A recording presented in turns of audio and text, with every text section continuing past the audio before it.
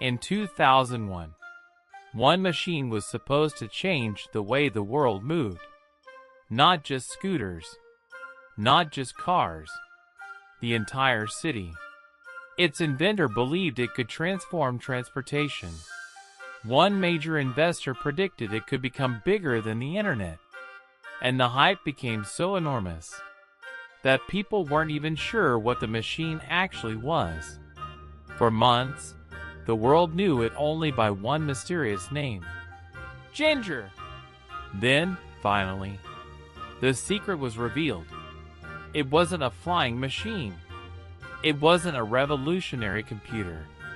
It wasn't some technology from the future.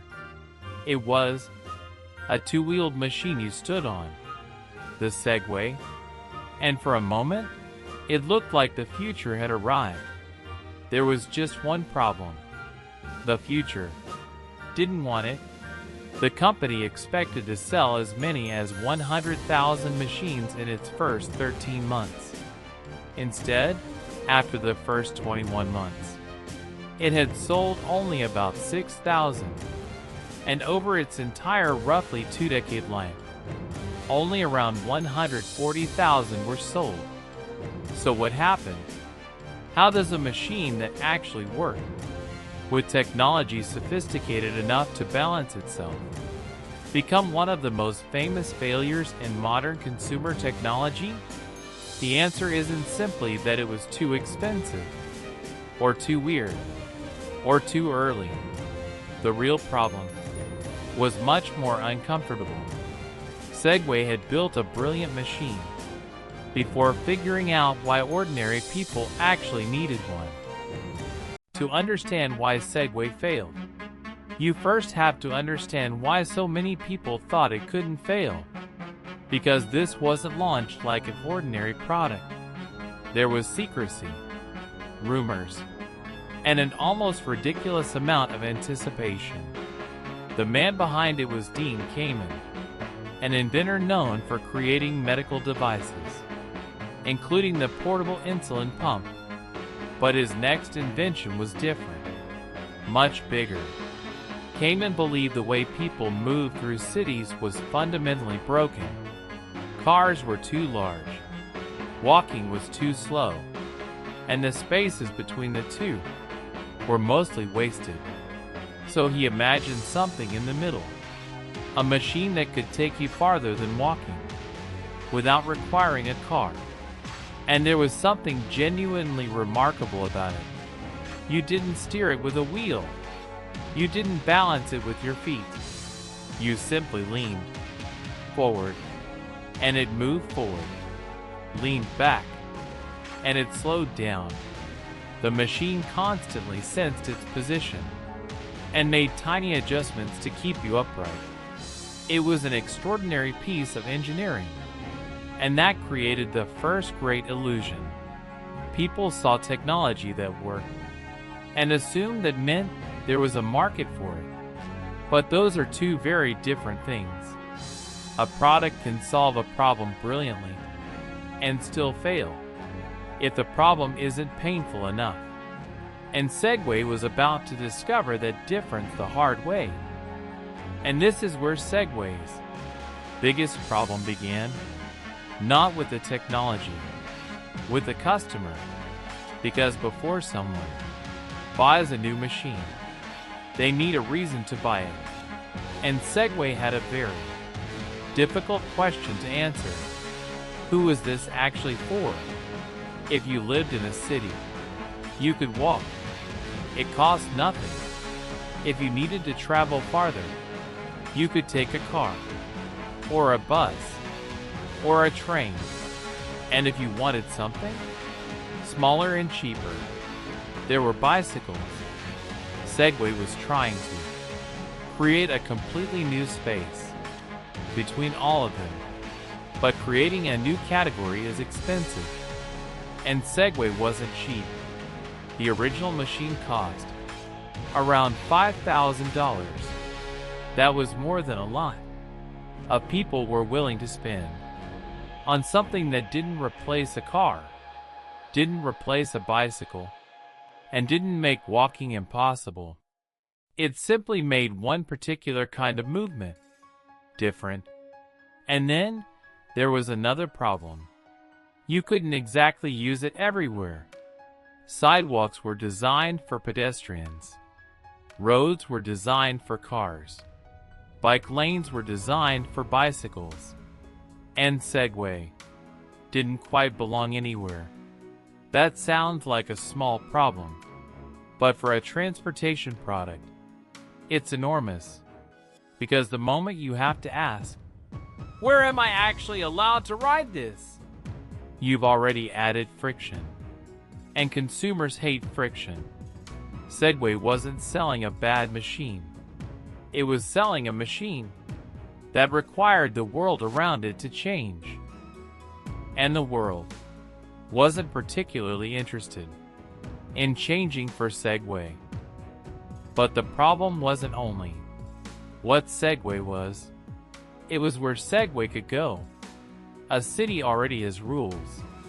Cars have roads. Pedestrians have sidewalks. Bicycles have bike lanes. And each of those spaces exists for a reason. Then Segway arrived and essentially asked cities to create another category. That sounds simple. It wasn't, because suddenly officials had to answer questions nobody had really needed to ask before. Was a Segway a vehicle? Was it a bicycle? Could it use the sidewalk? Could it use the road? Could it use a bike lane? And if it was allowed on the sidewalk, what happened when it met pedestrians? The machine itself could move, but the infrastructure around it hadn't been designed for it. And this created something economists and businesses hate: friction. Not one giant obstacle, hundreds of little ones. A city had to decide where you could ride. A property owner could decide whether you could enter. A pedestrian could see you as an obstacle. And a potential buyer had to wonder, where am I actually going to use this? That question matters more than it sounds. Because people don't buy transportation simply because it can move. They buy it because it can take them somewhere they actually want to go. And Segway had built the machine first. The world was still figuring out where to put it. And yet, Segway didn't completely disappear. It found customers, just not the ones everyone had imagined. Tour operators discovered something interesting. A Segway could move a group of tourists around a city without making them walk for hours. Security companies found another use. So did police departments. Large properties, warehouses, factories, places where people needed to cover a lot of ground, but didn't necessarily need a car. And suddenly, Segway had a market. It just wasn't the market everyone had been promised. The machine that was supposed to transform everyday transportation was becoming something much more specialized. A tour vehicle, a security tool, a novelty. And this is an important distinction. A product doesn't have to be useless to fail as a mass market product. Segway had found situations where it made sense. The problem was, there weren't enough of those situations, and that created a strange new identity for the company. Instead of becoming the machine everyone owned, Segway became the machine people saw other people using. Tourists, security guards, police officers, people at airports, people at large resorts. You could see a Segway everywhere, except, increasingly, in ordinary people's homes. And that tells us something important about products. Sometimes the market doesn't reject the technology. It simply puts it in a much smaller box than the inventor imagined. But there was still one enormous problem. People didn't just have to use a Segway. They had to want to own one. And that is a completely different question. Think about the products people happily spend thousands of dollars on. A car gives you freedom. A bicycle gives you exercise. A phone gives you communication, entertainment, work, and almost everything else. Even a laptop has an obvious job. But what exactly did a Segway give you? It gave you another way to move. That sounds useful. Until you realize most people already had several ways to move. And the Segway wasn't replacing them. It was asking consumers to add something new. Another machine. Another thing to store. Another thing to charge. Another thing to maintain. And for thousands of dollars. That was a difficult proposition. Then came the image problem. A Segway was impossible to ignore. You couldn't quietly own one. The moment you rode it, people looked. Some were curious. Some were amused.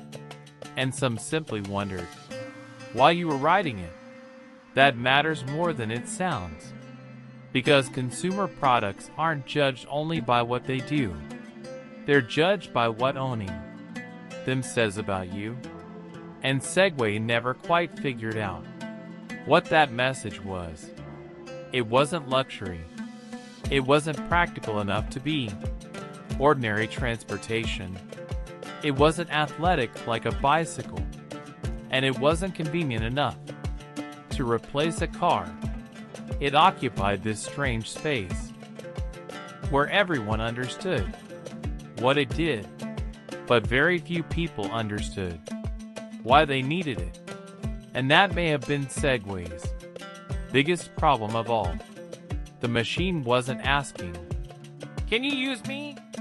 It was asking, "Would you change your life enough to make room for me?" There was another problem Segway couldn't engineer its way out of. Its image. Because when a new product enters the market, people don't just ask what it does. They ask what it says about the person using it. And Segway was impossible to ignore. You couldn't blend into traffic on one. You couldn't quietly ride past someone. The machine stood tall. The rider stood tall. And everyone could see you. At first, that attention looked like an advantage. People were curious. They stopped to watch. They wanted to know what it was. But curiosity doesn't automatically become desire. Sometimes, it becomes a joke. And that was dangerous. Because once a product becomes associated with a particular image, it's very difficult to change that image.